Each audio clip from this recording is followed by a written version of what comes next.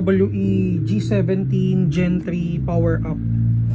So ibig sabihin ng power up, naka-upgrade na siya guys. So ayan, in-upgrade na yung ano niya, inner barrel niya. So inabaan. And then may kasama na rin siyang suppressor. Ayan. So hindi ko nakakabit yung suppressor, direct test na tayo. And shoutout kay Sir James.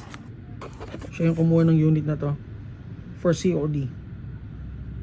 Okay, test natin. Check natin kung ilang FPS out of the box. 453.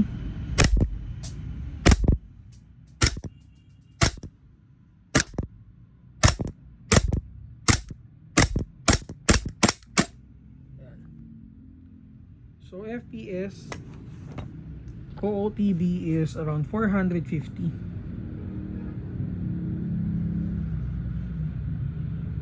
So price niya is 7.1. And then for more details, mag-PM kayo sa page namin, Mavs Hobby Shop.